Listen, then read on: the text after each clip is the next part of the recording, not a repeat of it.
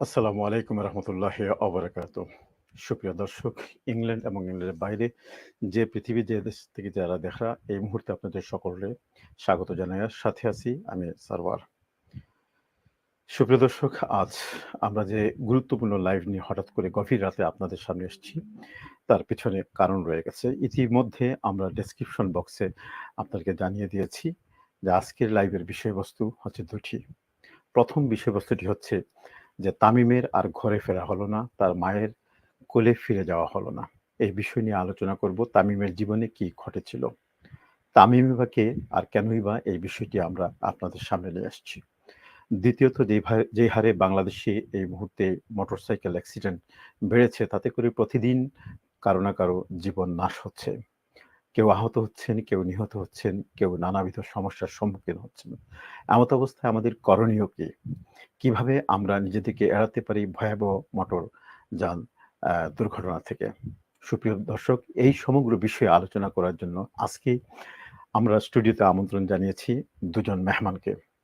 আমি কিছুক্ষণের মধ্যেই তাদের সাথে আপনাদের পরিচয় করিয়ে দেব। তবে তার আগে যারা এই পর্যায়ে আমাদের সাথে লাইভে সংযুক্ত হয়েছেন, আমি প্রথমেই অনুরোধ করব যে আমাদের আজকের এই লাইভটি আপনারা শেয়ার করে নেন।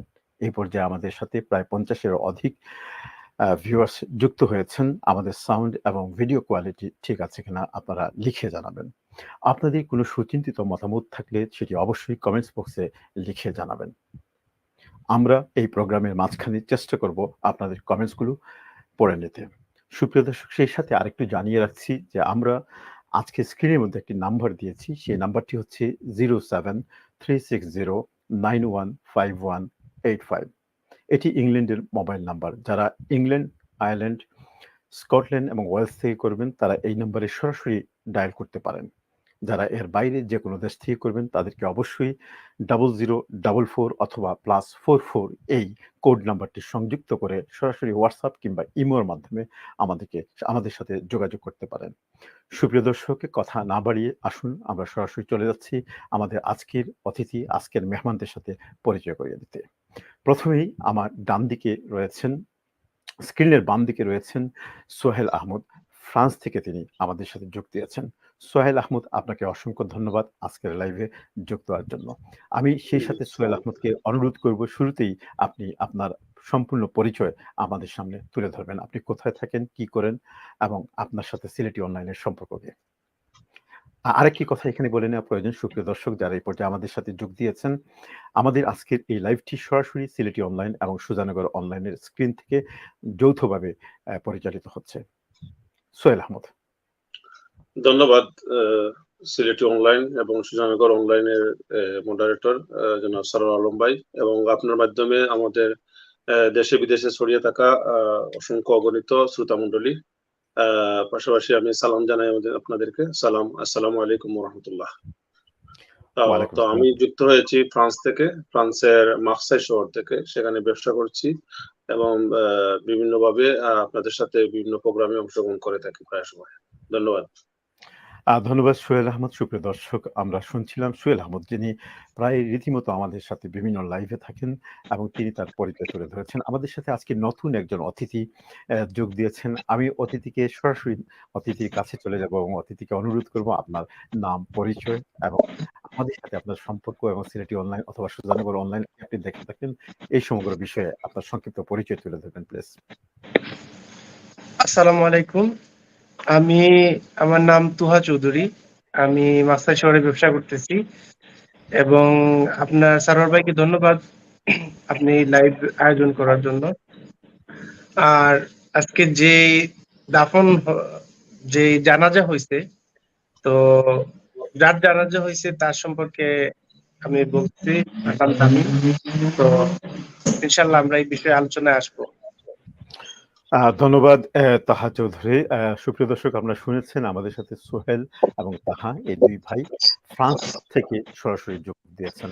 আসুন আমরা এখন একটু বিস্তারিত জেনে নিই যে আজকে আমাদের এই লাইভের বিষয়বস্তুটি আবারও আপনাদেরকে জানিয়ে দিচ্ছি।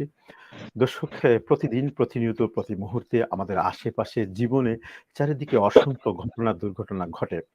কিছু ঘটনা আমাদের জীবনে প্রশান্তি এনে দেয়, কিছু ঘটনা আমাদের জীবনে আনন্দ দেয়, আবার কিছু বেদনা কিছু ঘটনা বেদনা নিয়ে আসে, কিছু ঘটনা আমাদের জীবনে অশান্তি এবং আমাদের পরিবার, পরিজন এবং সমাজের জন্য দুঃখ, যন্ত্রণা, হতাশা নিয়ে আসে। আমরা এমনি কিছু ঘটনা গত দুদিনে ঘটেছে, তার মধ্যে থেকে ২-১ টি ঘটনা আজকে নির্বাচন করেছি এবং সেই ঘটনাগুলো নিয়ে কথা বলব। তন্মধ্যে ফ্রান্সে তামিম আহমদ, যিনি মারা গেছেন, ইন্তেকাল করেছেন মাত্র ৩৬ বছর বয়সী এই তামিম আহমদের স্বপ্ন ছিল অল্প দিনের মধ্যেই তিনি তার মায়ের কাছে ফিরে যাবেন। মাকে নিয়ে তিনি তার ফেসবুকে একটি স্ট্যাটাসও দিয়েছেন। এই সমগ্র বিষয়ে আমরা তা বিস্তারিত জানবো এই ২ অতিথি থেকে। তো প্রথমে আসুন আমরা চলে যাচ্ছি সোহেলের কাছে। সোহেল, আপনি কি বলবেন যে আসলে এই তামিম আহমদের পরিচয় কি এবং কি ঘটনা ঘটেছিল এবং কেন এই বিষয়টি আজকে ফ্রান্সে, আমি জানি যে আজকে ফ্রান্সে আপনারা একটি অনুষ্ঠান করেছেন, সেখানে বহু মানুষের সমাগম হয়েছিল এবং তামিম আহমদ এই অচিরেই অকালেই তার ঝরে যাওয়া, এগুলোর পিছনে কারণ কি, কেনই বা কি কারণে তার মৃত্যু হলো এবং এই তামিম আহমদের পরিচয় এবং আপনার স্মৃতি থেকে যতটুকু আপনি তুলে ধরতে পারেন। প্লিজ, সোহেল আহমদ।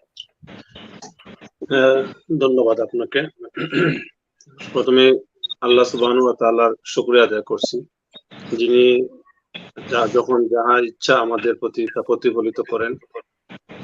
আল্লাহ সুবহানাহু ওয়া তাআলার ইচ্ছা আমাদের মধ্য থেকে আজ একটি ফুটন্ত গোলাপ তামিম আহমদ ইন্তেকাল করেছে।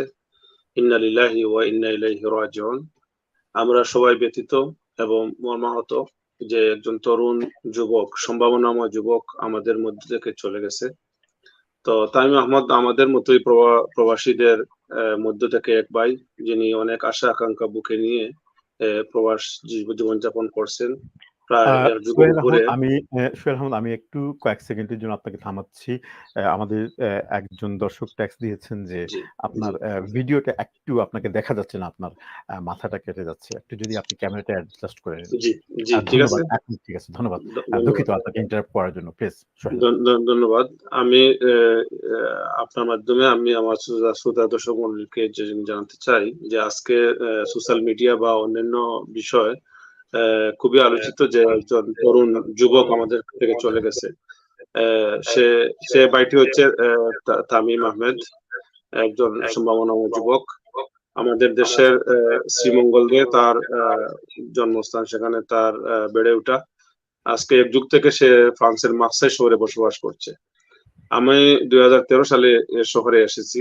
আসার পর তাদেরকে পেয়েছি। অত্যন্ত ডাইনামিক কাজ করতো। সে একটা কি বলে ম্যাকডোনাল্ডে কাজ করতো এবং অন্যান্য আরো ফরাসি সোসাইটিতে কাজ করেছে। আমি নিজে দেখেছি। অত্যন্ত দক্ষ একজন শ্রমিক ছিল এবং রেমিটেন্স যোদ্ধা। ভালো ইনকাম করতো। দেশে তার আত্মীয়স্বজন এবং তার ফ্যামিলি সবাইকে সে টেক কেয়ার করতো। তো আসলে সে তার এই পর্যায়ে এসে দুঃখজনক হলেও সত্য, তার লিগ্যাল হওয়াটা একটু দুষ্কর ছিল। এটা একটু বিলম্বিত হচ্ছিল। তো বিভিন্নভাবে সে ছিল, কাজে কর্মে ছিল বিধায় এগুলার মধ্যে তেমনটা অতটা এত গুরুত্ব দিয়ে কাজ করে নাই। তো তার এই লিগ্যালিটিটা একটু লেট হয়েছিল। তার অসুস্থতা পেয়েছিল, তাকে বিভিন্নভাবে সে ডাক্তার দেখাতো এবং সে ঔষধও সেবন করেছে। বিভিন্নভাবে সে সুস্থতার জন্য চেষ্টা করেছে, কিন্তু আল্লাহ সুবহানাহু ওয়া তাআলার ইচ্ছা সে আমাদের দেশের যে অসুস্থতাকে ফ্রান্সে ভাষায় বলে, আমরা বলি যেটাকে মিকি বেমারের মতো, অসুস্থতার মতো। যখন কি হয় কখন কি হয় কেউ বলতে পারে না। তো যখন এরকম একটা শারীরিক অবস্থা হয়, এখানে অনেক ভালো ট্রিটমেন্ট হয় ফ্রান্সে, সে ট্রিটমেন্টও নিয়েছে। হসপিটাল থেকে তাকে ছেড়ে দিয়েছে যে না তুমি সুস্থ। গড়েও সে থাকতো সুস্থতার মতো। হঠাৎ করে কখন সেটা পেয়ে বসে, তখন সে অসুস্থ হয়ে পড়ে এবং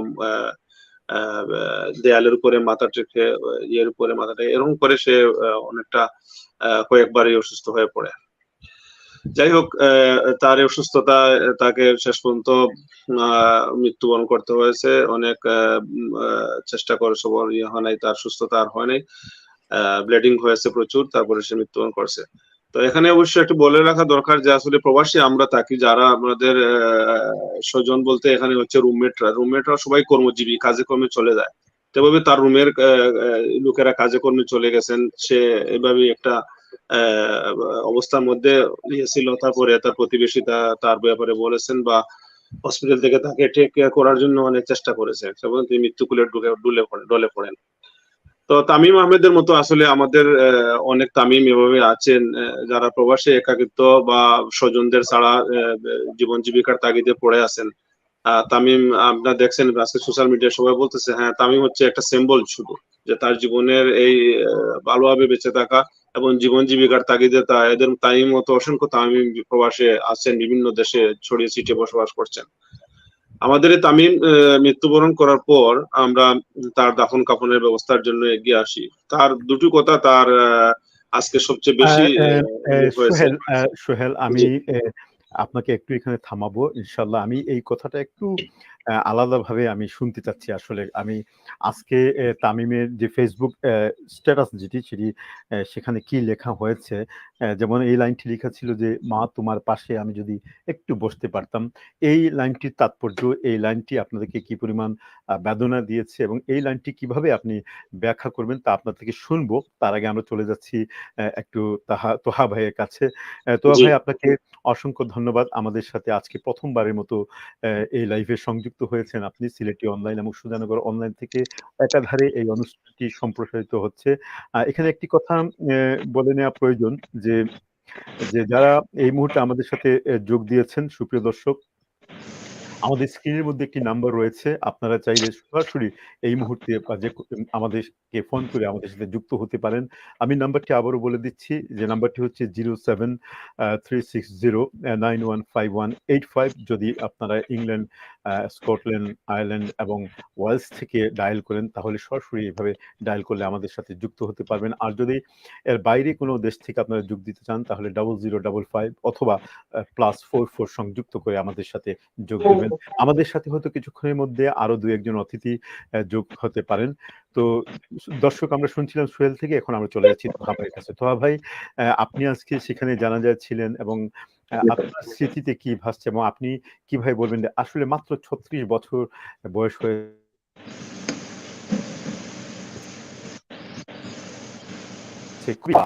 অপরিপক্ষ বয়সে ঝরে যাওয়া, এভাবে আমরা বলি, যদিও মৃত্যুর যে কোনো সময় মানুষের আসতে পারে, এর জন্য কোনো সময়সীমা নির্ধারিত নয়। আমি আপনার থেকে জানতে চাইবো যে আপনি এই বিষয়ে কতটুকু জানেন তামিম সম্বন্ধে, সেটি একটু তুলে ধরবেন আমাদের সামনে প্লিজ।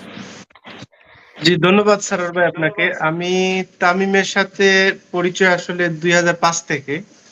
তো শ্রীমঙ্গল যাওয়া হয়তো অনেক বেশি, তার ওইখান থেকে তার পরিচয়। যাই হোক, তো তারপরে তো বাইরে আসা, আর ফ্রান্সে 2011 সালে আমরা একসাথে আসছিলাম, তামিম সহ আমরা 4 জন একসাথে আসছি। যাই হোক, তো প্যারিসে প্রথমে আসছিলাম, পরে কাজের সুবাদে আমাদের মার্সাইতে শিফট হওয়া হয়। ওইখান থেকেই আমাদের কাজের লাইফ শুরু হয় অ্যাকচুয়ালি। তো তার লাইফটা ছিল যেই জায়গায়, যে সোসাইটির সাথে যে কাজ করতো, ওইটা আমরা এখনো ওই লেভেলে যাইতে পারি নাই। এটা একটা তার বড় কোয়ালিটি ছিল, আলহামদুলিল্লাহ।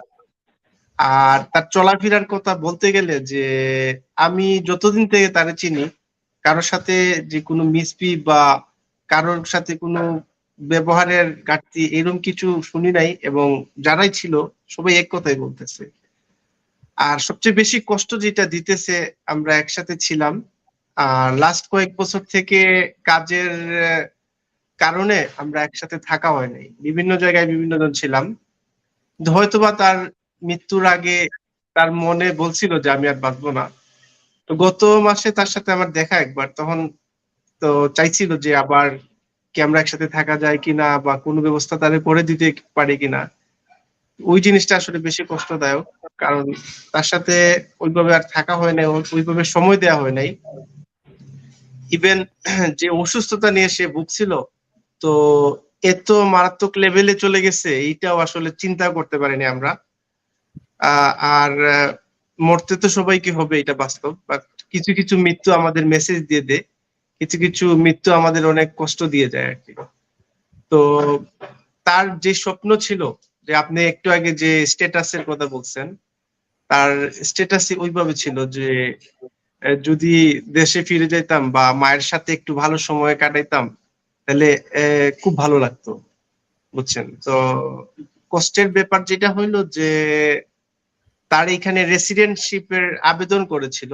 তো কার্ড পাওয়ার আগে এখানে একটা পেপারের মতো দেয় ফ্রান্সে, তো ওইটা পাওয়ার পরে মানে অবজারভেশন করে আর কি, যে পেপারস গুলা যে জমা দিছে ওইগুলা কি ঠিক আছে কিনা না, ওই পিরিয়ডটা জাস্ট ওয়েটিং এ ছিল আর কি, যে কার্ডটা হইলে তার মারে দেখতে যাবে। ইভেন তার বাবা মারা গেছেন ওইটাও দেখতে পারেন নাই, ওইটাও তার অনেক কষ্ট ছিল তার জীবনে। আর শেষ পর্যন্ত যেটা হইলো যে মারেও দেখতে পারলো না, ইভেন মাও তারে দেখবে একটা বাক্সের ভিতরে। এটা আসলেই অনেক কষ্টদায়ক। এবং তার চলার পথে যেটা করছে যে সবসময় সাপোর্ট করা ফ্যামিলিরে, সবসময় ফ্যামিলি সাপোর্ট, যে আমরা যারাই প্রবাসী আসি সবারই একটা রেসপন্সিবিলিটি থাকে।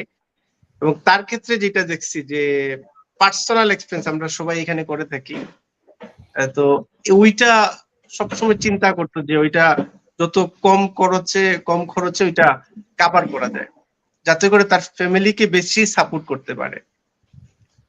তো আর এইগুলার কারণে যেটা হচ্ছে তার রেসিডেন্টশিপ পাওয়ার ক্ষেত্রেও একটু লেট হয়ে গেছে, যদিও সবকিছু আল্লাহর ইচ্ছা থাকে পাইতে।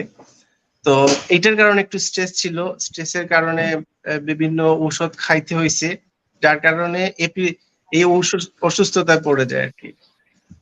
তো অসুস্থতায় পড়ার আপনার গত সোমবারে তার মৃত্যু হয়েছে।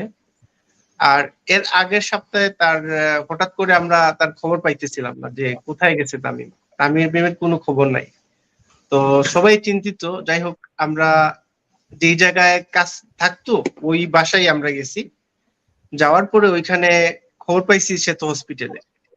তো অ্যাকচুয়ালি কোন হসপিটালে ছিল, কোথায় ছিল, ওইটা বের করতে সেও হসপিটাল থেকে রিলিজ পাইছে। মানে রোববার দিন দুপুরের পরে রিলিজ পাইছে। পাওয়ার পরে আপনার ও আরেক ফ্রেন্ডে ফোন করছে যে আমি তো হসপিটাল থেকে আসছি, তো তোমরা তো আমার খুঁজতেছিলা, আমি বাসায় এসে খবর পাইছি। তো আমার সাথে আনফরচুনেটলি আর দেখা হয় নাই তার জীবিত অবস্থায়। আমি ওই দিন কাজে অনেক ব্যস্ত ছিলাম, ফোনে কথা হয়েছিল। ওই ফ্রেন্ড তার সাথে দেখা করছে, তার বাসা থেকে খাবারও নিয়ে গেছে, পরে পাশে বৈশা খাওয়াই আসছে। ওই সময় মানে অনেক কান্না করতেছিল, যে ওইটাই তার শেষ কান্না ছিল, খাবারটাও তার শেষ খাবার ছিল। তো পরে রাত্রে আমার সাথে কথা বলছে। রাত্রে কথা বলার পরে বলছি আমি যে একটু ব্যস্ত, তো ইনশাল্লাহ as soon as possible তার সাথে মিট করব। তো পরের দিন ভাবছিলাম মিট করব, তার মিট করা হয় নাই। আল্লাহর ডাকে সাড়া দিতে হয়েছে তাকে। ওইটা সবচেয়ে বেশি শখ ছিল যখন আমি খবর পাইছি যে তার একটা কলিগ বলছে যে তার তো সে মারা গেছে, তার অ্যাম্বুলেন্স নিয়ে গেছে। এটা আমার বিশ্বাসই হইতেছিল না। আমি সাথে সাথে তার মোবাইলে ফোন করছি। তখন সকাল আনুমানিক 8:30 মতো হবে, 8:30 পৌনে 9টার মতো হবে। তার মোবাইল থেকে ফোন করার পরে পুলিশ ফোন ধরছে যে তোমার কি হয়, সে তো মারা গেছে। তখনও বিশ্বাস হইতেছে না যে কেমনে পসিবল হবে ওইটা, কারণ কালকে রাত্রে 9টায় আমার সাথে কথা হয়েছে, এখন তো 12 ঘন্টাও যায় নাই। তো তারপরে আমার বিশ্বাস হয় নাই। তখন পুলিশের সাথে কথা বলছি যে না আমি আসবো। আমি আর আমার একটা ফ্রেন্ড তখন পুলিশ স্টেশনে যাই। যাওয়ার পরে তার মোবাইলটা দেখে কনফার্ম হই আর কি যে সেই মারা গেছে। তারপরে আমরা পুলিশকে বলছি না, তার একটা ছবি দেখাতে হবে যে সেই, আমরা কনফার্ম হওয়ার জন্য। যাই হোক, পুলিশ আমাদের কনফার্ম করছে, বাট ওই জিনিসটা এখনো মানে কানে বাজতেছে যে আমার সাথে যে লাস্ট কথা হয়েছে, যে তখন মনে হয় তার মনে বলছিল যে শরীর আমার ভালো লাগতেছে না, এইভাবে কথা বলছিল। আর লাস্ট যে আমার সাথে যে সময় দেখা হয়েছিল তার ওই কথাগুলা বারবার আমার মনে পড়তেছে, যে কথাগুলা এইভাবে ছিল যে আমার তো শরীরটা ভালো লাগতেছে না, তো কি করবো, আমি কি দেশে চলে যাব। তো বাই দ্য ওয়ে, যেটা মানে সাকসেসের একেবারে লাস্ট প্রান্তে আসছে, তখন তারে আমিও বলছিলাম যে এতদিন ওয়েট করছো, এত কষ্ট করছো, একটু ওয়েট করো, তোমার কার্ডটা হয়ে গেলে তো আরাম ভালোভাবে তোমার ফ্যামিলি, তোমার আম্মুরে দেখে আসতে পারবা। আর তুমি ওইটাই বেস্ট ইয়ে হবে আমার মতে আর কি। তো মেবি তার মনে মনে এসে গেছিল যে আমি আর বাঁচবো না, বা কোনোভাবে বুঝছিল, যার জন্য দেশের কথা বলছিল দেশে চলে যাইতে, ইভেন কোনোদিন ওইভাবে বলে নাই, খুব কনফিডেন্ট ছিল তার ভিতরে, সবসময় ভেঙে পড়ে নাই এইভাবে, খুবই কনফিডেন্ট ছেলের ভিতরে ছিল আর কি। ধন্যবাদ তোহা ভাই। আমরা আপনার থেকে আরো জানবো। আসলে এখানে একটি জায়গাতে এসে আপনাকে আমি থামিয়ে দিলাম। আমরা সবসময় প্রতিটি মৃত্যুর পরই আমরা যখন একটু তদন্ত করি বা একটু জানার চেষ্টা করি, তখন দেখি মৃত্যু পথযাত্রী কিংবা যে লোকটি মারা গেল, তার মৃত্যু পূর্ববর্তী কয়েক ঘন্টা বা কয়েকদিনের ঘাটাঘাটি করলে দেখা যায় প্রত্যেকেই মৃত্যুর আগে একটি অনুমান করতে পারে এবং এমন কিছু কার্যকলাপ করে, এমন কিছু স্মৃতি, এমন কিছু কথা, এমন কিছু লেখনী লিখে যায়, তাতে মনে হয় যে সে ভিতরে ভিতরে সে অনুভব করতে পেরেছিল সে আর বেশি দিন বাঁচবে না, হয়তো সে নিশ্চিত নেই। এইভাবে আমাদের মনের মধ্যে অনেক সময় এই ধরনের ধারণাগুলো জন্মায় মাঝে মধ্যে। রাতের বেলা যখন ঘুমাই, সকালে উঠবো কিনা আমরা জানি না। তো এই বিষয় নিয়ে আমি আপনার কাছে আবার ফিরে আসবো যে আসলে এটি কিভাবে আসলে এই জিনিসটা জন্মায় এবং এই জিনিসটা জন্মায় আমাদের মধ্যে সবসময় যে এই কথাগুলো মনের মধ্যে আসে, তখন আমাদের কি করণীয়? আমরা কি সর্বক্ষণ মৃত্যুর জন্য প্রস্তুত থাকবো, নাকি শুধু মনে হলেই পরবর্তী মুহূর্তেই আমরা ভুলে গিয়ে আবার যে কাজে ছিলাম সেই কাজের মধ্যে নিমগ্ন থাকবো? সুপ্রিয় দর্শক, আমরা কথা বলছিলাম তো আহমদের সাথে। আমরা এখন চলে যাব সোহাইলের কাছে, তার থেকে আরো কিছু বিস্তারিত জানবো। সেই সাথে আরেকটি বিষয় রয়ে গেছে, আমি এই মুহূর্তে যারা আমাদের সাথে যোগ দিয়েছেন আপনাদের অবগতির জন্য জানাচ্ছি, ফ্রান্সে মাত্র ৩৬ বছর বয়সী তামিম মৃত্যুবরণ করেছে। তার ইপিলেপসি নামক একটি রোগ হয়েছে, যার বিস্তারিত বিবরণ আপনারা সোহেলের থেকে শুনেছেন। ৩৬ বছরের তামিম মারা গেছে, রেখে গেছে অনেক স্মৃতি। সে মারা যাওয়ার আগে তার ফেসবুকে কি লিখেছিল এবং এটির তাৎপর্য কি, এই সম্বন্ধে আমরা সোহেলের থেকে জানবো। সোহেল, আপনার কাছে আবার আসছে। জি, আপনি বলছিলেন যে সে তার ফেসবুকের স্ট্যাটাস থেকে আপনি কিভাবে এটিকে বর্ণনা করবেন এবং এটির মধ্যে ইসলামের দৃষ্টিতে আসলে কোনো ধরনের কোনো ইঙ্গিত বা মানুষের জীবনে এই ধরনের যখন কোনো কথা উদ্ভট হোক আর বাস্তব হোক, যেটা মুখ থেকে বেরিয়ে যায় পরবর্তীতে সেটা ঘটে যায়, এটিকে একটু আপনি দার্শনিক দৃষ্টিকোণ থেকে যদি, আমি জানি আপনি এই বিষয়ে খুবই একজন দক্ষ, আমি চাইবো যে আপনি এমনভাবে এটাকে এক্সপ্লেন করবেন যার থেকে আমাদের দর্শকরা অনেকটা উপকৃত হবে। সোহেল, প্লিজ। আপনার মাইক্রোফোনটি অফ আছে সোহেল, আপনি একটু মাইক্রোফোনটি আনমিউট করে ফেলুন। ধন্যবাদ। ওকে, ধন্যবাদ। আসলে আমরা যখন আল্লাহর বিধান মতো আমরা এই সুন্নাত চিকিৎসার ব্যাপারে আমরা অনেক দৌড়াদৌড়ি করি, সকল ওষুধের উপরে আমরা যখন আল্লাহর উপর ইতমিনান রাখি যে মহা ঔষধের মহা শিক্ষক, মহা ডাক্তার হচ্ছেন আল্লাহ সুবহানাহু ওয়া তাআলা, তিনি আমাকে সুস্থ করতে পারেন, তিনি আমার সবকিছু। এই পরাক্রমশালীর কাছে যখন আমরা হাওলা হই সকল কিছুর পরে, তখন আমাদেরই মনে হয় আল্লাহ আমাদের সবকিছু এবং আল্লাহ আমাকে শিফা দিতে পারেন।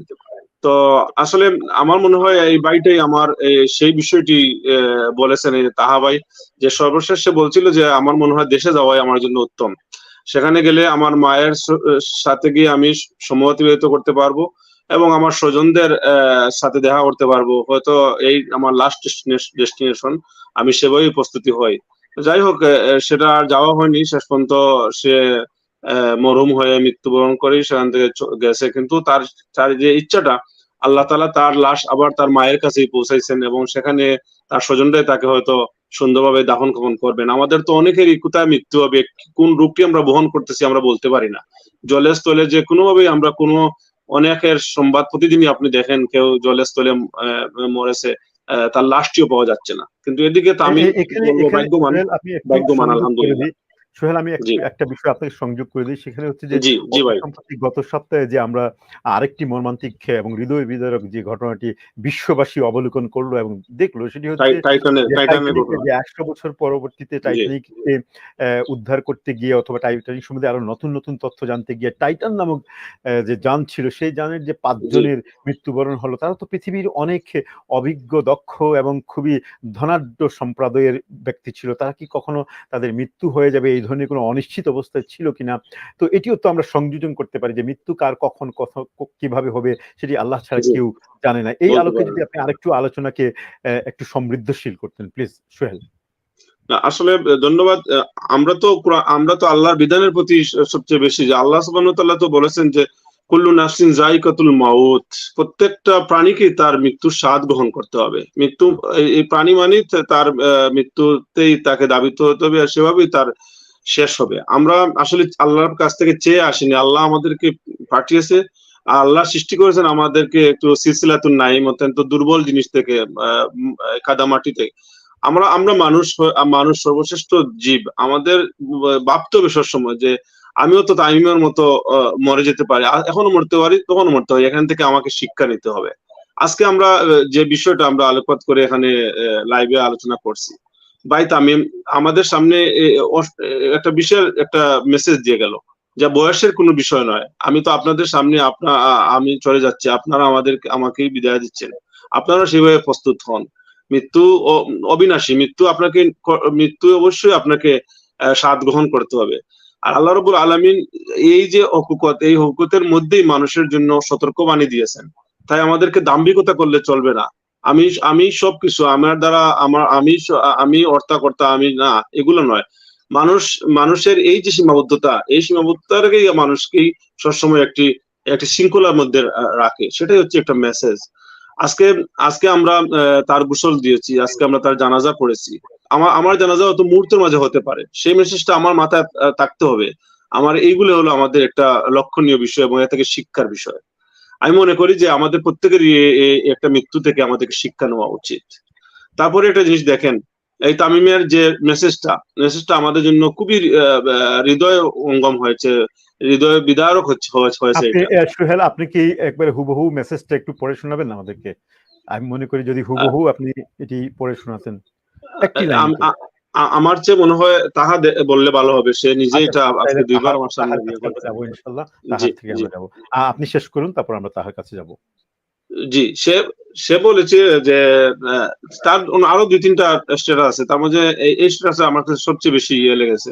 যেমন সে বলেছে যে মানে তার মায়ের কথা, যে আমার মায়ের সাথে যদি আমি দেখা করতে পারতাম, তাহলে এই দেখাটা হতো আমার জীবনের শ্রেষ্ঠ একটি সময়। আর এই শ্রেষ্ঠ সময়টা হলো মায়ের সাথে সাক্ষাৎ। সুবহানাল্লাহ। এই যে একটা মানে হৃদয়ের একটি চাহনি, একটা মনের একটা আকুতি, এই আকুতি আল্লাহ সুবহানাহু ওয়া তাআলার ইচ্ছা মুহূর্তেও এটা তার কোনো একটা বিষয় নিয়ে তাকে সাক্ষাৎ করাতে পারতেন, কোনোভাবে তার এই যে একটা আবেগটা, অনুভূতিকে অন্যভাবে আসতে পারতো। কিন্তু এই যে মধ্যপথে তার লিগ্যাল হওয়াটার বিষয়টা ছিল একটা দেয়াল, যার কারণে সে যেতে পারেনি। অন্যভাবে তার একটা বোন ইংল্যান্ডে থাকে, তার সাথে সাক্ষাৎ করতে পারবে কিনা তার কলিগের সাথে বলেছে। কলিগ বলেছে, না, তুমি তো তোমার কাছে এখন যে টুকনো পেপার আছে, এটা নিয়ে তোমার বোনের সাথে দেখা করতে পারবে না। কয় না, আমার বড় মন টানতেছে যে আমার বোনের সাথে আমি দেখা করব।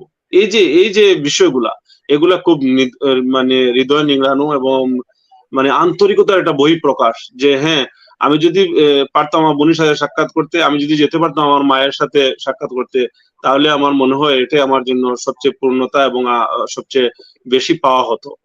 তো আসলে ধন্যবাদ সোহেল। আমরা জি, আবার আসবো। সোহেল, আমরা আপনার কাছে ফিরে আসার আগে সুপ্রিয় জি, দর্শক, আজকে আরেকটি ঘটনা নিয়ে আমরা আলোচনা করব। সেটি অনুরূপ ঘটেছে, তবে সেটি কোনো মৃত্যুজনিত কোনো ঘটনা নয়, একটি ঘটনাজনিত ঘটনা, যেটি বড়লেখা উপজেলার সুজানগরের ঘটেছে। সেটি হচ্ছে সুজানগর ইউনিয়নের আওয়ামী লীগের সভাপতি এবং জনাব ইমরুল ইসলাম লাল, তিনি একটি মোটরসাইকেল দুর্ঘটনায় মারাত্মকভাবে আহত হয়েছেন।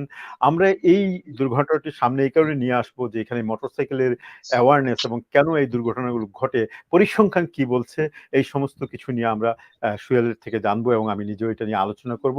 তবে তার আগে আমরা চলে যাচ্ছি তোহা কাছে। তোহা, যে কথাটি সুহেল বলছিলেন এবং আমরা যে মেসেজটি শুনতে চাচ্ছিলাম, সেই মেসেজটি শুনিয়ে আপনার এই বিষয়ে আমরা এখানেই সমাপনী বক্তব্য শুনবো ইনশাল্লাহ। আমরা অন্য বিষয়ে চলে যাব। যে তার লাস্টে যেটা ছিল, বক্তব্যটা ওইভাবে ছিল যে target of my life, next target of my life, এটার ভিতরে এইভাবে ছিল যে আমি যদি আমার মায়ের সাথে একটু টাইম স্পেন্ড করতে পারতাম, ওই টাইমটা আমার it will be best period in my life. ওইভাবে এক্সপ্লেন করছিল যে এটা বেস্ট পিরিয়ড হবে তার জীবনের। আর ওই যে সোহেল ভাই একটু আগে যেটা বলছেন যে ওর বোনের সাথে, তো বোনরে এইভাবে মিস করতো, ভাইদের এইভাবে মিস করতো যে ভাবছিল যে শিফট হবে, তার এখানে লিগ্যালিটি কমপ্লিট হইলে এই দেশের রেসিডেন্ট কার্ড যেটা পাইলে তারপর ওইখানে শিফট হবে, ওইভাবে চিন্তা করছিল। তখন বলছিল যে তার বোনের সাথে থাকতে পারবে, ওইখানে তার মায়েরই নিয়ে আসবে, একটা ফ্যামিলি নিয়ে থাকবে, এবং ওইটাই সবসময় কথা বলতো এই ব্যাপারটা নিয়ে। আর এইটাই সবচেয়ে বেশি নাড়া দেয় যে ফেসবুকের যে স্ট্যাটাস বা টার্গেট যেটা লেখছিল যে আমার মায়ের সাথে টাইম স্পেন্ড করাটা it will be the best period. আমি একটু বলতে চাই, আমার একটা মিনিট সুযোগ দেওয়ার জন্য আপনাকে জি সোহেল বলুন। অনুরোধ করছি। জি, ধন্যবাদ আপনাকে আমাকে সুযোগ দেওয়ার জন্য। আমি এই যে ভাই তামিমের দাফন কাফন এর বিষয়গুলো আমরা ডিল করলাম, তো আসলে আমরা যে বিষয়টা মানে খুবই পরিলক্ষিত হচ্ছে, এবং আমরা যেগুলো সাফার করতেছি প্রবাসীরা, এখানে প্রবাসী লক্ষ লক্ষ মানুষ আপনার রেমিটেন্স যোদ্ধা হিসাবে আছেন, দেশের অর্থনীতিতে বিরাট অবদান রাখতেছেন।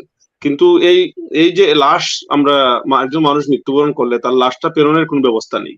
যেমন আমাদের ভোটাধিকার নেই, তেমন আমাদের লাশটা পর্যন্ত দেশে যাওয়ার কোনো সুযোগ নেই, আমাদের স্বজনদের সাথে দেখা করার কোনো সুযোগ নেই। এই বিষয়গুলো যদি আমাদের কর্তা ব্যক্তিরা, আমাদের সরকার যেই হন, এই দৃষ্টিকোণ, তাহলে আমাদের একটা মিনিট, তাহলে আমাদের এই যে তামিমকে সোহেল, আমি এক মিনিট একটু সংযোজন করে দিচ্ছি, একটু ভালো হবে। যেখানে একটি নতুন বিষয় চলে আসছে, আসলে এটি আমারও জানতে খুব ইচ্ছে হচ্ছে যে ফ্রান্সে আমাদের বাংলাদেশি কমিউনিটির অবস্থা এবং সেখানকার এই বিষয়টি আসলে আজকের আলোচ্য বিষয় ছিল না, কিন্তু আপনি অত্যন্ত দুঃখ ভারাক্রান্ত এবং খুব আফসোসের সাথে এই কথাটি বলছেন। আপনি দীর্ঘদিন থেকে ফ্রান্সে আছেন, সেখানে আসলে সেই ব্যবস্থাপনাগুলোর এতই ঘাটতি কেন, এবং এখানে কমিউনিটির মধ্যে কি কোনো ধরনের কোনো সংঘাত কিংবা কোনো ধরনের কোনো গ্যাপ রয়েছে কিনা? এখানে সাধারণত ইংল্যান্ডে আমরা এটা থেকে অনেক ভালো ধরনের একটা সুবিধা রয়েছে। এখানে যদি কেউ মারাও যান, তারপরে এই ব্যবস্থা তো তড়িৎ গতিতে লাশ কিভাবে দেশে যাবে, অথবা যদি লাশের দাফন কাফন এখানে হয় সেটাও কিভাবে দ্রুত গতিতে হয়, এই বিষয়ে ইংল্যান্ডে মোটামুটি একটা ব্যবস্থা খুব দ্রুত গতিতে নেওয়া হয়ে থাকে। আপনি যদি ফ্রান্সের ব্যবস্থাপনাগুলো সম্বন্ধে একটু আমাদেরকে বলতেন, আসলে আপনি যখন প্রসঙ্গটা উঠিয়েছেন, তাহলে হয়তো অনেকেই এই বাংলাদেশি কমিটি যারা নেতৃত্বে আছেন বা যারা বিভিন্ন কাউন্সিলে আছেন বা বিভিন্ন বড় বড় পদে আছেন, তাদের হয়তো দৃষ্টিতে যাবে, তাদের নলেজের মধ্যে যাবে, এবং এই বিষয়গুলো যেখানে ঘাটতি রয়েছে সেই বিষয়গুলো হয়তো তারা শীঘ্রই মানে কোনো একটা ব্যবস্থা নিয়ে সেগুলো নিষ্পত্তি করার চেষ্টা করবেন। প্লিজ আপনি একটু টাচ করলে আমি বরং আরো খুশি হব। দেখুন, আমরা প্রবাসীরা অত্যন্ত অবহেলিত, এবং বিভিন্নভাবে আমাদের যে কাজগুলো আমরা বিশেষভাবে পাওয়া দরকার অধিকার, সেগুলো থেকে আমরা বঞ্চিত হচ্ছি। আমরা একটু আগে আপনাকে বলেছি যে আমাদের ভোটাধিকার নেই। আমি বাংলাদেশি নাগরিক, কিন্তু বাংলাদেশের নির্বাচনে আমি অংশগ্রহণ করতে পারতেছি না। আপনি দেখেন কিছুদিন আগে লাইন ধরে মানুষ, লক্ষ লক্ষ মানুষ, বা এই তুর্কিতে নির্বাচন হয়েছে, সেখানে ভোট দেওয়ার জন্য মানুষ লাইন ধরে দাঁড়িয়েছে, সুন্দর করে ভোট দিচ্ছে, তার দেশের পছন্দের মানুষকে তারা ভোট দিতে পারছে, কারণ তারা সেখানকার নাগরিক।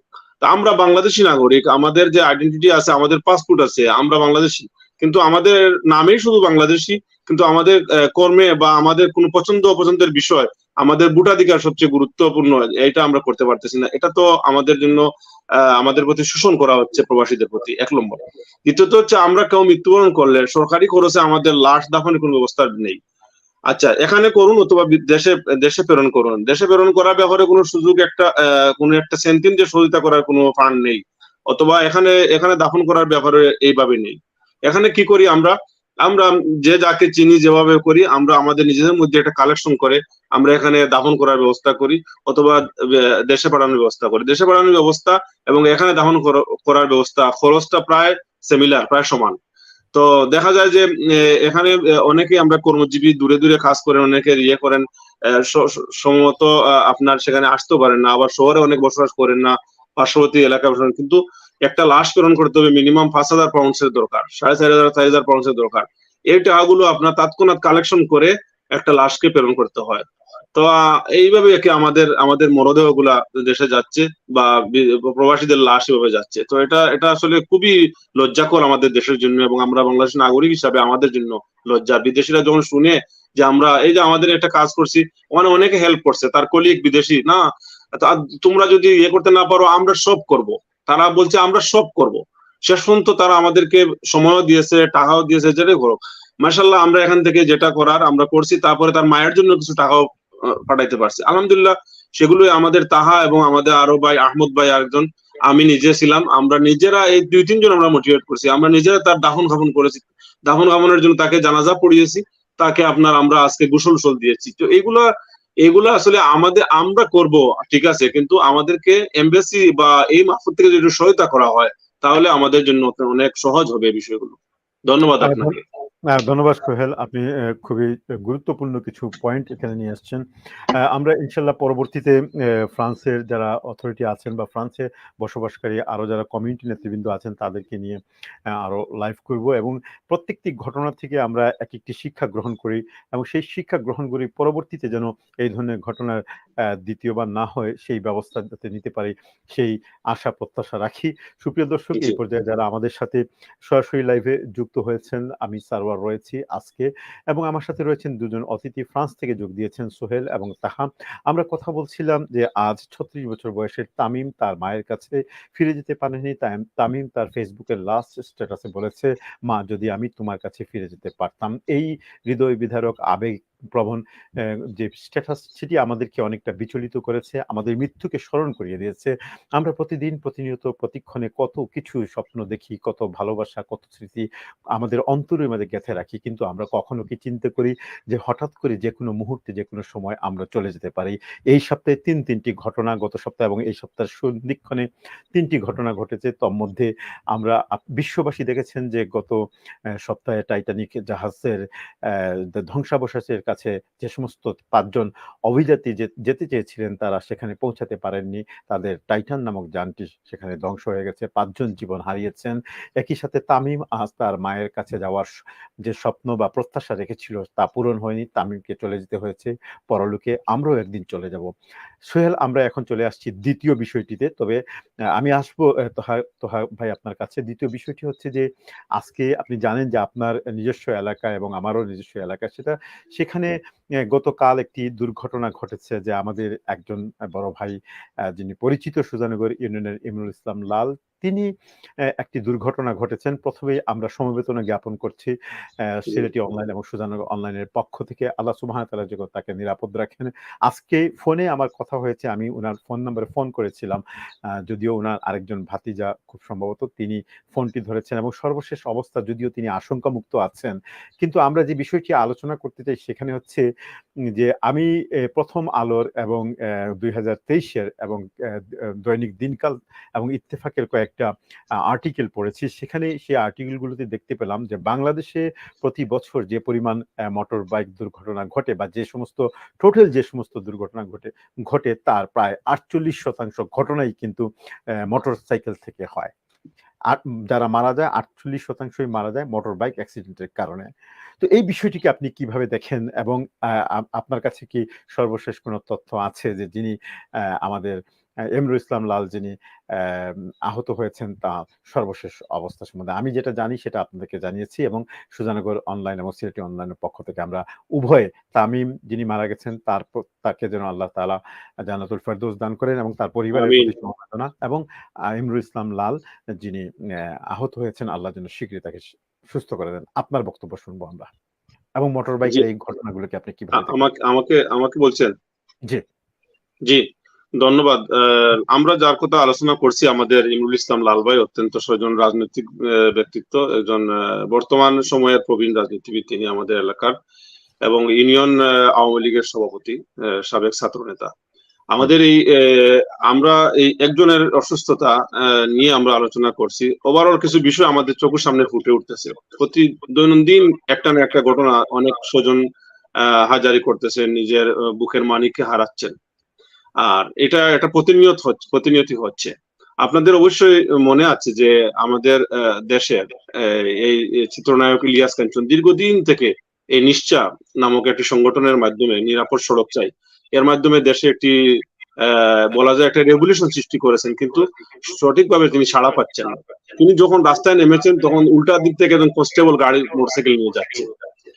আমাদের বাংলাদেশের একজন স্কলার, যার কথা আমি না বললে নয়, আব্দুল্লাহ জাহাঙ্গীর, যার অনেক কথা থেকে আমরা নিজেরা ইসলাম, মুসলমান এবং দিনের অনেক বিষয় আমরা জানতে পারি। এই বিশেষ একজন ব্যক্তি, যার কথা আপনারা দেখেছেন যে মিডিয়া, যে ওয়াসে যাচ্ছেন রাস্তার মধ্যে আরেকটা অভিমুখে একটি আসে, ভ্যান গাড়ি এসে ভ্যান উপরে উঠে গেছে, তারপর উনি নিজে জায়গায় অন দ্য স্পট মারা গেছেন। এভাবে এভাবে প্রতিনিয়ত আমাদের অনেক খবর আসছে আমাদের কাছে, কিন্তু আমাদের কোনো কাজের কাজ কিছু হচ্ছে না। এটা অত্যন্ত দুঃখজনক। আপনারা আমাদের ইমরুল ইসলাম লাল ভাইয়ের কথা বলছেন, নিরাপদে তিনি বড়লেখা থানা সদরে যেতে পারছেন না। আর এই কালালতলি এবং রতুলির মধ্যখানে তিনি অ্যাক্সিডেন্ট করেছেন, নিজের পা মনে হয় ভেঙেছেন এবং শরীরের বিভিন্ন জায়গায় ক্ষত বিক্ষত হয়েছে। যাক, আলহামদুলিল্লাহ আমরা সোশ্যাল মিডিয়ার মাধ্যমে জানতে পেলাম যে উনি সুস্থ হয়েছেন। আলহামদুলিল্লাহ, উনি কথা বলতেছেন এবং স্বাভাবিকভাবে আস্তে আস্তে তার কর্মজীবনে ফিরে আসবেন ইনশাআল্লাহ। তো আমরা আশা করি আল্লাহ সুবহানাহু ওয়া তাআলা অতি শীঘ্রই তাকে পূর্ণ সুস্থতা দান করুন, এবং এই আমাদের অগণিত দর্শনার্থী যারা, সকলে তাদের জন্য দোয়া করবেন, এবং তার পরিবার পরিজনের কাছে যেন তিনি আবার হসপিটাল থেকে আসতে পারেন সেই দোয়া রাখবেন ইনশাআল্লাহ।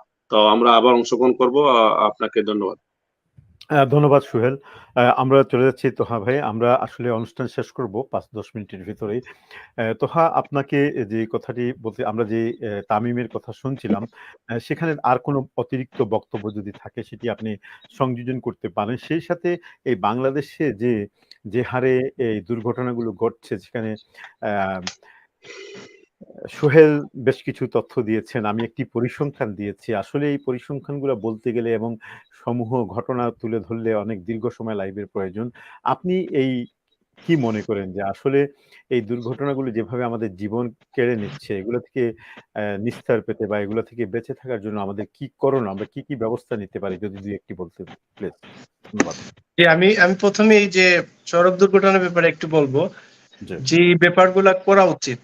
আমরা যারা বাইরে থাকি আমরা লরে রেসপেক্ট করি, তো বাংলাদেশেও যারা আছে, যে আমরা আমাদের ক্ষেত্রে যেটা দেখা যায়, কিছু ঘটলেই সরকারে আমরা দোষারোপ করে থাকি, বাট আমাদেরও একটা দায়িত্ব আছে। আমরা একজন সচেতন মানুষ হিসাবে আমাদেরও দায়িত্ব আছে। আমাদের যখন রাস্তায় নামবো, রাস্তার যে বেশি অ্যাক্সিডেন্ট যেটা হয় স্পিডিং নিয়ে এবং ওভারটেকিং, যে ইস্যুগুলা হয় ওভার স্পিডিং এবং ওভারটেকিং এর ক্ষেত্রে, এই ক্ষেত্রে অবশ্যই আমাদের আরো সচেতন হতে হবে। এবং বাংলাদেশ অনেক উন্নয়ন হচ্ছে, এইটাও বলা যায় অবশ্যই, কিন্তু এই ক্ষেত্রে সরকারের এত অবহেলা, এটা আমি আসলে জানি না কেন করতেছে সরকার। আরো মনোযোগী হওয়া উচিত, সড়ক বিভাগকে আরো মনোযোগী হওয়া উচিত। তো এখানে খুব বড় কঠিন ব্যাপার না, ব্যাপারগুলো সহজ। ব্যাপারগুলো একটু সিস্টেমে চেঞ্জ করলে আমরাও এখানে চলি। অবশ্যই আমাদের রেসপেক্ট করতে হলো, আদারওয়াইজ এখানে আমাদের বিভিন্ন ফাইন দিতে হয় বা অনেকের লাইসেন্স কেড়ে নেওয়া হয়। তো এই ধরনের একটু সিস্টেমটারে চেঞ্জ করলে আমার মনে ভালো হবে, এবং অবশ্যই সরকারে এটা মনোযোগ হওয়াটা খুবই ইম্পর্টেন্ট।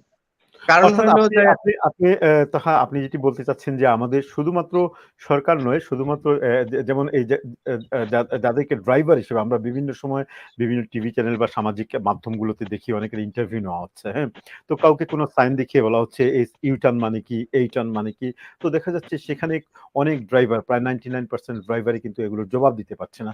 সেখানে কি আপনি মনে করেন যে আমাদের যেমন আমরা ইউরোপ আমেরিকাতে এই সমস্ত দেশে একটি ড্রাইভারকে লাইসেন্স দেওয়ার আগে প্রথমত একটি থিওরি টেস্ট নেওয়া হয়, অর্থাৎ রোডে যে সাইন আছে, যে দিক নির্দেশনাগুলো আছে, সেগুলো সম্বন্ধে একটি সম্যক ধারণা, তার পাশাপাশি প্র্যাকটিক্যাল টেস্টগুলো খুব কঠিন হয়ে থাকে, রাতের বেলা কিভাবে ড্রাইভিং করতে হবে, এই সমগ্র কিছু মিলিয়ে একজন যতক্ষণ পর্যন্ত একজন ব্যক্তি নিজেকে প্রমাণ করতে না পেরেছে যে সে traffic law plus code of conduct এই সমস্ত কিছু আন্ডারস্ট্যান্ড করেনি, ততক্ষণ পর্যন্ত তাকে লাইসেন্স দেওয়া হয় না। পক্ষান্তরে বাংলাদেশে এর সম্পূর্ণ বিপরীত। আমরা জানি শুধুমাত্র কোনো একটু টাকা খরচ করলে একটা লাইসেন্স পাওয়া যায়, এবং বাস, ট্রাক এবং সিএনজি সহ যে সমস্ত চালকদের সাথে বিভিন্ন সময় কথা বলে দেখা গেছে যে তাদের কোনো সম্যক জ্ঞানই নেই।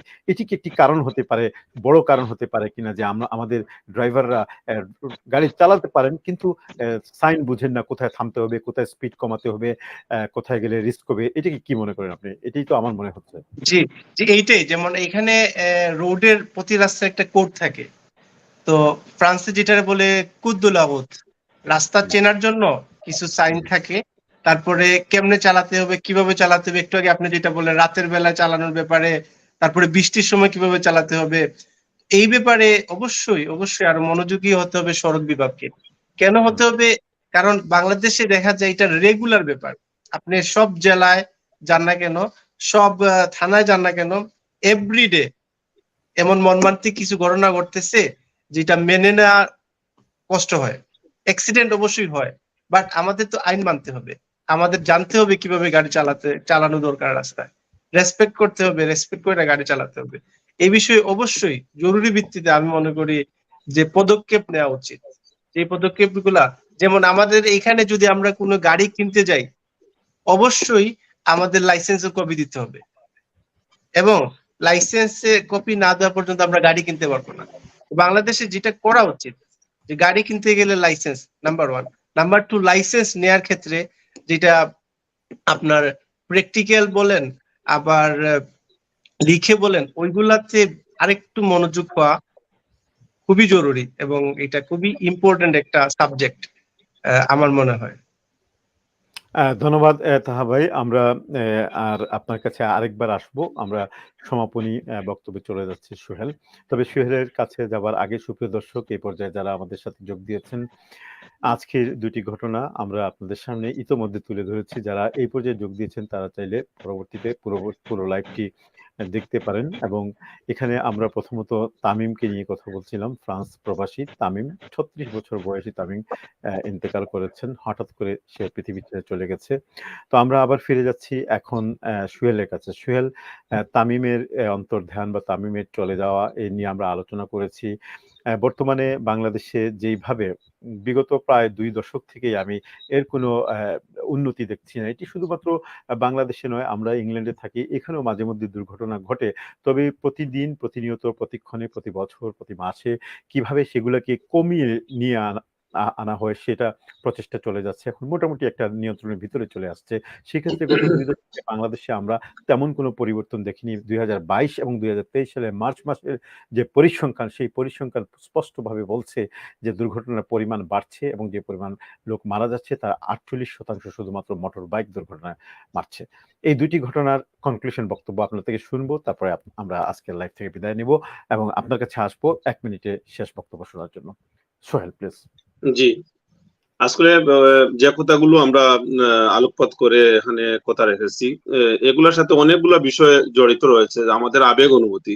বিশেষ করে হচ্ছে যে আমি দূরপাল্লার বাসে যখন আমরা দেখি যে সময়টা, হ্যাঁ আমি 2 ঘন্টা আগে পৌঁছে যাবো, কিভাবে 2 ঘন্টা আগে পৌঁছবে, 2 ঘন্টা পরে গাড়িটা ছেড়েছে, 2 ঘন্টা আগে পৌঁছবে কিভাবে, এই যে জিনিসগুলো আমরা নিজেদের মধ্যে ক্যালকুলেট করি না। তখন দেখি কি একটা গাড়ি গেছে আরেকটা গাড়ি টান দিয়েছে, যে ওরা বলছে যে আমি প্লেনে লেখা, যে প্লেনের মতো চলে, এটা মানে গায়ের মধ্যে লেখা প্লেনের মতো চলে। এগুলা মানে কল্পনায় আসে না বিদেশে বইবে, যে এগুলা আমরা মানে চিন্তা করতে পারি যে মানে ওই প্লেনের মতো চলে, একজন পৌঁছে যাবে 2 ঘন্টা আগে ছেড়েছে, সে পৌঁছবে 2 ঘন্টা আগে, এটা স্বাভাবিক। কিন্তু 2 ঘন্টা পরে যে ছেড়েছে সে 2 ঘন্টা আগে যাচ্ছে কেন? ওই যে ওটা আমাদের গায়ে ঘেসে চলে যাচ্ছে, এবং দেখা যাচ্ছে যে ওটা আবার ওই রাস্তা ছেড়ে তার অন্যদিকে গাড়ি চলে যাচ্ছে। হাজার হাজার শত মানুষ সেখানে অ্যাক্সিডেন্ট করছেন।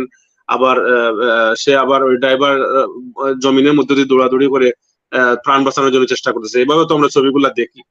তো এগুলা না করার জন্য, এগুলা তো এই লাইনের প্রতিযোগিতা, মৃত্যুর জন্য প্রতিযোগিতা, এগুলা কোনো আসলে সুস্থ মানুষ করতে পারে না।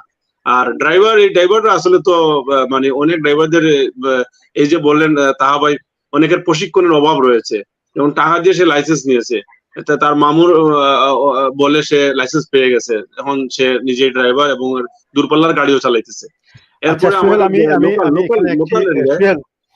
আমি এখানে একজন ভিউয়ার, একজন দর্শক, তিনি একটি অনেক মনে হচ্ছে যে প্রশ্নের মতোই, অথবা তিনি তার নিজস্ব অভিমত ব্যক্ত করেছেন, সেটি একটু যোগ করে নিচ্ছি। সেখানে সেজুল হোসেন দুবাই থেকে তিনি বলছেন যে আনলিগেল থাকলে কিভাবে লাশ আনতে দেওয়া হবে, এটি কি কোনো বিষয় নাকি? যে ধরেন কোনো লোক যখন মারা যায়, আমরা সাধারণত ইউরোপ, আমেরিকা সব জায়গাতেই দেখি যে কারো যদি পাসপোর্ট বা ভিসা না থাকে বা ইললিগেল থাকে, সেই ক্ষেত্রে এটি কোনো বিষয় নয়। কিন্তু ফ্রান্সে এটি কিভাবে কাজ করে তিনি জানতে চেয়েছেন, যে যদি কেউ ইলিগেল থাকে তাহলে কি সেই লাশ বাংলাদেশ বিমান বা কোনো বিমান বহন করবে কিনা। সেটা যদিও আমরা অর্থ জানি, কিন্তু যেহেতু উনি প্রশ্ন করেছেন, হয়তো তিনি জানতে চাচ্ছেন, এটি আপনি কি বলবেন? ধন্যবাদ সেজুল, দুবাই থেকে উনি এই বিষয়ে ফোন করেছেন। অর্থাৎ আমি বুঝতেছি যে যেমন তামিমের লাশটা কিভাবে গেল, উনি বিস্তারিত দেখেছেন। হ্যাঁ, তামিম বাংলাদেশের নাগরিক। এখানে এখানে তার কিছু যদিও কার্ড রেসিডেন্স নাই, কিন্তু সে এখানে বসবাস করছে। এখানে তার দেশের অনেক কিছু তার সাথে ছিল। যেমন বাংলাদেশের সে নাগরিক হিসাবে তার পাসপোর্ট ছিল। তার পাসপোর্ট এমবেসি থেকে এখানে ফ্রান্স এমবেসি এটা ইস্যু করেছে। সুতরাং এটা একটা প্রুফ। দ্বিতীয়ত হচ্ছে ফ্রান্সের যখন তার মৃত্যু হয়েছে তখন ফ্রান্স এমবেসির একটা অনলাইনে একটা সাইট আছে, সেখানে সেখানে অবহিত করা হয়েছে যে এই নামের এই ডেট অফ বার্থের এই লোক ইন্তেকাল করেছে। ফ্রান্স এমবেসি তার একটা কনফার্মেশন দিয়েছে। এটা এটা এটা ছিল এটা এটা আমাদের যারা প্রবাসী আমরা আমরা বাংলাদেশ থেকে এসেছি, দেশের অনেক কিছু আমাদের সাথে এরকম থাকে। তারপর হলো এখানে যিনি বলেছেন যে উনি এখানে লিগেল না হলে তার ইয়েটা লিগেলের কাগজ তো তার প্রয়োজন না। এখানে ফ্রান্সে যারা লিগেল ইলিগেল সবার স্বাস্থ্য সেবা এখানে উন্মুক্ত। এটা অবশ্য তো উনি জানতে পারবেন। আচ্ছা, আমাদের এখানে আরেকটি জিনিস, আরেকটা প্রশ্ন এখানে জুড়ে দিয়েছেন তিনি, প্রশ্ন না অভিমত বা তার একটি জানার থেকে হয়তো তিনি বলছেন, নাজ উদ্দিন তিনি বলছেন সেই বাংলাদেশ গভর্নমেন্ট অ্যান্ড বিমান অলওয়েজ দে শুড, উনি বলছেন যে সেই বাংলাদেশ গভর্নমেন্ট অ্যান্ড বিমান airways they should learn from Pakistan, always they take the dead body free. হয়তো ইনি এটি বলতে চাইছেন যে পাকিস্তানে হয়তো এই ধরনের একটি নীতিমালা রয়েছে যে তাদের কোনো লোক যদি পৃথিবীর যে কোনো দেশে মারা যান তাদের সম্ভবত এটি হয়তো বোঝাতে চেয়েছেন যে পাকিস্তান থেকে লাশবাহী যে বিমান থাকে সেখানে কোনো চার্জ করা হয় না। এটি আপনার জানা আছে কিনা? আমিও আগে শুনেছি বিষয়টি, হয়তো তিনি ভালো বলতে পারবেন, আমার জানা নেই আসলে, কিছুটা শুনেছি। এটা তো বহির্বিশ্বের নাগরিকদের সুবিধা, আমরা এই সুবিধা থেকে বঞ্চিত। এখানে প্যারিসে আপনারা জানেন পিছনে অনেক কর্তা ব্যক্তিরা এসেছেন, আশ্বস্ত করে গেছেন, হ্যাঁ আমি এই বিষয়ে কথা বলবো। অনেক অনেক অনেক বিষয় নিয়ে তাদের সাথে যোগাযোগ করা হয়েছে। তারপরে এখান থেকে ডেপুটেশন গেছে, ঢাকা থেকে কথা বলা হয়েছে, কাজের কাজ কিছু হয়নি। আজও ফ্রান্সের মানুষ এই সুযোগ সুবিধা পায়নি। আর আমি শুধু ফ্রান্সে কেন বলবো, মনে হয় বিশ্বের আর কোনো দেশে বাংলাদেশের এরকম লাশ যায় কিনা আমার জানা নেই, কিন্তু এগুলা করার দরকার। কেন করবেন না, কেন করবেন না? করবেনের ভাবটা বেশি, কারণ আমরা তো দেশের অর্থনীতির চালিকা শক্তি প্রবাসীরা, এবং রেমিটেন্স যোদ্ধাদেরকে আপনি সম্মানিত করেন বিভিন্ন ভাবে, তারা সিপিএ সিআইপি এবং অন্যান্য নামে ভূষিত করেন। আপনি সেটা তো বলতে পারেন যে হ্যাঁ আমাদের একটা ফান্ড করব যেখানে হলো এখানে দেশের কোন নাগরিক অন্য দেশ যেমন করতে পারে, তার নাগরিকের জন্য দুনিয়ার সবকিছু ঢেলেও তার নাগরিককে উদ্ধার করে। তো এখানে একটা লাশ পড়ে থাকবে, সেটা নেওয়ার কোন ব্যবস্থা করবেন, এখানে দাহন কোনো ব্যবস্থা করবেন না, এটা তো চিন্তা করা যায় না। তো আমরা এগুলোতে বঞ্চিত হচ্ছি ভাই। তো আমরা এটার আশু সমাধান চাই। ধন্যবাদ সোহেল। আপনার আর কোনো বক্তব্য না থাকলে আপনার থেকে আমরা বিদায় নিব, এবং সর্বশেষ আপনার আর কিছু বলার আছে? একটু বক্তব্য শেষের দিকে মানে যেটা বলতে চাই উপসংহারে, যে আমরা যে ভাইয়ের বিষয় নিয়ে আলোচনা করলাম আমাদের তামিম ভাইয়ের, তো এরকম এটা তামিম ভাইয়ের এই বিষয়টা হাজারো তামিম ভাইয়ের জীবন থেকে নেওয়া একটা অংশ। তো আল্লাহ রাব্বুল আলামিন যাতে আমাদের প্রত্যেকের এই পথ চলাকে সহজ করেন এবং আমাদের তামিম ভাইকে জান্নাতুল ফেরদাউস নসিব করেন, তার গুনাহটাকে মাফ করেন, এবং তার যত ভুল ত্রুটি আছে সবগুলোকে আল্লাহ যেন মাফ করে এগুলো সওয়াবে বদলিয়ে দেন ইনশাআল্লাহ। তার জন্য আপনারা সবাই দোয়া করবেন। আর পাশাপাশি হচ্ছে যে তার মমতাময়ী মায়ের জন্য আপনারা দোয়া করবেন, তিনি হসপিটালে বর্তমানে চিকিৎসাধীন আছেন। আমাদের ইমরুল ইসলাম লাল ভাইয়ের জন্য এখানে কথা হয়েছে, আল্লাহ রাব্বুল আলামিন তাকে সুস্থতা দান করুন, তার বাচ্চাদের কাছে তাকে সুন্দরভাবে ফিরে আনুন। আমাদের ইমরুল ইসলাম লাল ভাইকে এলাকার উন্নয়নে আরো অবদান রাখার জন্য তাকে আরো আমরা দরকার, আল্লাহ রাব্বুল আলামিন তাকে সুস্থ করে দেন, সেটাই দোয়া থাকবে ইনশাআল্লাহ। আমিন। ধন্যবাদ সোহেল। আমরা এখন সমাপনী এবং সর্বশেষ কনক্লুশন বক্তব্য শুনবো। তোহা আপনার থেকে প্লিজ। জি, আমি আবারও সময় দেওয়ার জন্য ধন্যবাদ আপনাকে। আমি যেটা মেসেজ দিতে চাই, যারা আমরা প্রবাসী আছি অনেকে অনেক ধরনের স্ট্রেস নিতে হয়, পেপার ওয়ার্কস, তারপরে কাজ, তারপরে ফ্যামিলি থেকে অনেক প্রেসার দেওয়া হয়। তো যারাই ফ্যামিলি আছে, তো আমি তাদের কাছে অনুরোধ করব তাদের যেন প্রেসার ক্রিয়েট না করে, তাদের সাপোর্ট করে। তো সাপোর্ট করাটা ভেরি ইম্পর্টেন্ট।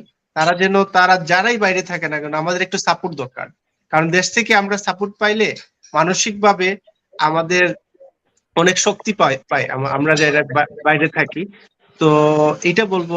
আর যারাই আমরা বাইরে থাকি সবাই একটা জিনিস খেয়াল রাখা উচিত, কারো যদি শারীরিকভাবে ভালো না লাগে অবশ্যই কাছের যারা আছে তাদের নক করা এবং তাড়াতাড়ি করে ডাক্তারের পরামর্শ নেওয়া।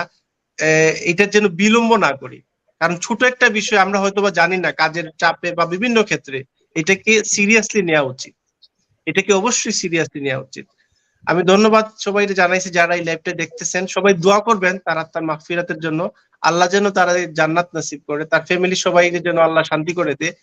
এবং আরেক ভাইয়ের যে বড় লেখার ভাই অ্যাক্সিডেন্ট করছেন ওনার জন্য আমরা সবাই দোয়া করব, উনি যেন, লাল ভাই যেন তাড়াতাড়ি সুস্থ হয়ে আমাদের মাঝে ফিরে আসেন। এই বলে আমার বক্তব্য এখানে শেষ করছি। ধন্যবাদ সবাইকে, ভালো থাকবেন, আসসালামু আলাইকুম। ধন্যবাদ তোহা। আজকে প্রথমবার আপনি আমাদের এই সিলেটি অনলাইন এবং সুজানগর অনলাইনে লাইভে এসছেন। ধন্যবাদ। সেই সাথে সোহেল সবসময় আমাদের সাথেই থাকেন। সুপ্রিয় দর্শক, আমরা এতক্ষণ কথা বলছিলাম ফ্রান্স থেকে দুজন অতিথি সোহেল এবং তাহার সাথে, এবং আপনারা জানেন যে আজকে দুটি ঘটনা আমি আবারও বলে দিচ্ছি যে ফ্রান্সে তামিম আহমদ, মাত্র 36 বছর বয়সী তামিম আহমদ, অনেকেই বলতে পারেন অজরেই ঝরে যাওয়া অথবা অপরিপক্ক বা অপরিণত বয়সে তিনি মারা যাওয়া। আসলে মৃত্যুর কোনো বয়স নেই, কোনো সময় নেই, কোনো সন্ধিক্ষণ নেই, যে কোনো সময় মৃত্যু আমাকে ঘিরে ধরতে পারে। শেষ কথা তাহা যেটি বলছিলেন, তোহা যে কথাটি বলছিলেন অত্যন্ত গুরুত্বপূর্ণ। সেখান থেকে আমি একটি রসদও আমি সংগ্রহ করেছি। সেটি হচ্ছে যে তিনি বলেছেন আমরা যারা বিদেশ চলে এসেছি, তিনি অনুরোধ করেছেন যারা পেছনে রয়ে গেছি, বাবা মা ভাই বোন আত্মীয় স্বজন, আমরা যেন কোনো অবস্থায় কোনো কিছুতেই এই প্রবাসীদেরকে চাপের মুখে না রাখি। সুপ্রিয় দর্শক, এটি অত্যন্ত গুরুত্বপূর্ণ একটি বিষয়। প্রতিদিন প্রতিনিয়ত প্রতিক্ষণে আমরা এই অবস্থা দেখতে পাই। আমি গত কয়েকদিনে যারা স্টুডেন্ট এসছে এদেশে, আমি অনেকেকে এই দুশ্চিন্তার মধ্যে ভুগতে দেখেছি। অনেকেই অনেক পয়সা ব্যয় করে, কর্জ করে, ঋণ করে, কর্জ হাসানা নিয়ে এই দেশে এসছেন, কিন্তু মা বাবা এই এই টাকাগুলো, এই ধারের টাকাগুলো পরিশোধ করার জন্য তাদের উপর যেভাবে প্রেশার ক্রিয়েট করেছেন, সেই সাথে সাথে লন্ডন আমেরিকাতে পাঠিয়ে ওনারা ধরেই নিয়েছেন যে ছেলে শুধু লেখাপড়া করতেই যায়নি, সে লেখাপড়ার পাশাপাশি যেমন এই ধারগুলো পরিশোধ করবে, সেই সাথে সাথে অতিরিক্ত অংশ তাদেরকেও দেবে। এতে করে যে এখানে কাজ পাওয়াটা ছেলের হাতের কোনো মোয়া নয় যে আপনি আসলেই এখানে কাজ পেয়ে যাবেন। আর কাজ পেয়ে গেলেও এখানে অর্থগুলোকে সংগ্রহ করে সঞ্চয় করে নিজেদের মধ্যে রেখে পুঞ্জীভূত করা খুবই কঠিন একটি ব্যাপার। এখানে জিনিসপত্রের অত্যন্ত চওড়া দাম চলছে, তার উপরে একটি ঘর সংগ্রহ করা যায় না। যদি কোনোমতে একটি ঘর বা বাসস্থান সংগ্রহ করা যায়, সেটির রেন্ট খুব হাই। এই সমগ্র বিষয়গুলো পেছন থেকে আমরা বুঝতে পারি না, বিধায় আমরা ক্রমাগত তাদের উপর চাপ সৃষ্টি করি, যেটি তোহা অত্যন্ত সুন্দরভাবে তুলে ধরেছেন। এই লাইভের আজকে সমস্ত বিষয়ের শেষ যে বক্তব্যটি তোহার থেকে ছিল, এটা আমার কাছে খুবই ভালো লেগেছে। তাই যারা আপনারা অভিভাবক রয়েছেন, যারা আপনাদেরকে বাচ্চাদেরকে এখানে পাঠিয়েছেন, তারা সবাই সচেতন থাকবেন। শুধু আজকে তামিম মারা গেছে, হয়তো অন্য কোনো কারণ থাকতে পারে, কিন্তু তামিমের মতো শত শত তামিমরা প্রতিদিন প্রতিনিয়ত নানা সমস্যায় ভুগছে, তারা মৃত্যুবরণ করছে, কেউ আত্মহত্যা করছে, কেউ নানাবিধ সমস্যায় পড়ে পরিবার পরিজন থেকে তারা নিজেদেরকে সরিয়ে নিচ্ছে। এই ঘটনাগুলো অহরহ ঘটতে যাচ্ছে। কেউ ফ্রাস্ট্রেটেড হয়ে যাচ্ছে, বিষণ্ণ হয়ে যাচ্ছে, এবং বিষণ্ণ হয়ে জীবন থেকে বিমুখ হয়ে যাচ্ছে। এই ঘটনা যেন না ঘটে, এটি আমার প্রত্যাশা থাকলো। আর এই পর্যন্ত যারা আমাদের সাথে লাইভে ছিলেন, আমাদের কথাবার্তায় কোনো ভুল হলে অবশ্যই ক্ষমা সুন্দর দৃষ্টি দেখবেন। আজকের লাইভটি ভালো লাগলে অবশ্যই আপনারা এটি শেয়ার করে নেবেন। আমরা পরবর্তী লাইভ নিয়ে আবারও আসবো। পরবর্তী লাইভে না আসা পর্যন্ত আপনাদের সকলকে অগ্রিম ঈদ মুবারক জানাচ্ছি। আপনারা সবাই ভালো থাকুন, সুন্দর থাকুন, সুস্থ থাকুন, এই প্রত্যাশা জানিয়ে আমি সারোয়ার আপনাদের থেকে আজকের মতো এবং তোহা এবং সোহেল আমরা তিনজন বিদায় নিচ্ছি। আসসালামু আলাইকুম ওয়া রাহমাতুল্লাহি ওয়া বারাকাতুহু। আসসালামু আলাইকুম ওয়া রাহমাতুল্লাহ ওয়া আলাইকুম আসসালাম।